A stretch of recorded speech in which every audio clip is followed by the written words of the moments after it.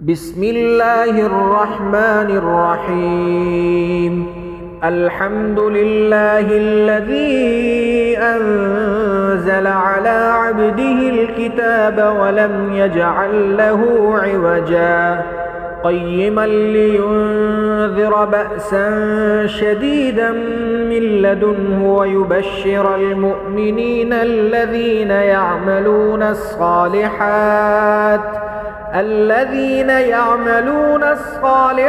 أن لهم أجرا حسنا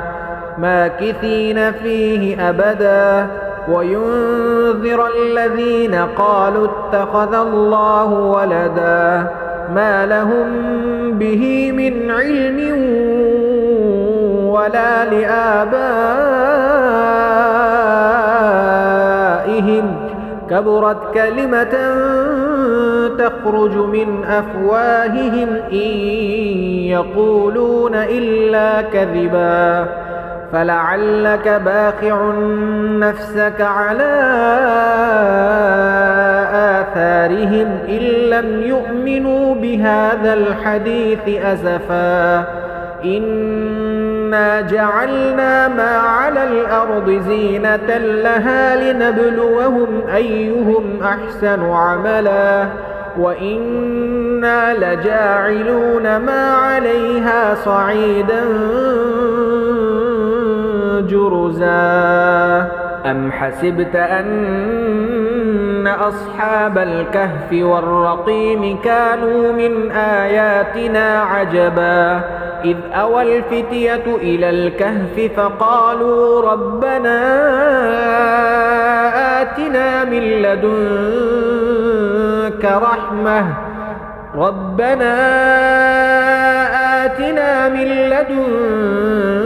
رحمة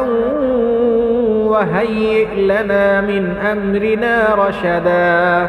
فضربنا على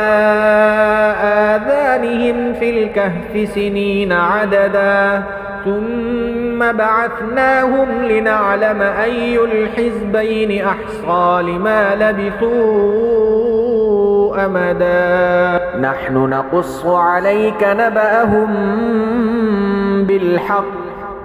إنهم فتية آمنوا بربهم وزدناهم هدى وربطنا على قلوبهم إذ قاموا فقالوا ربنا رب السماوات والأرض لن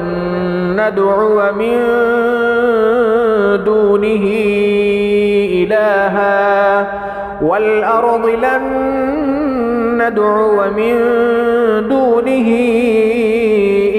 لقد قلنا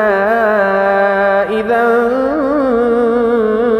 شططا هؤلاء قومنا اتخذوا من دونه آلهة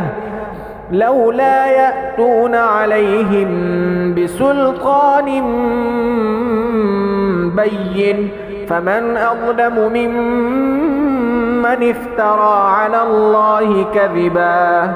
وإذ اعتزلتموهم وما يعبدون إلا الله فأووا إلى الكهف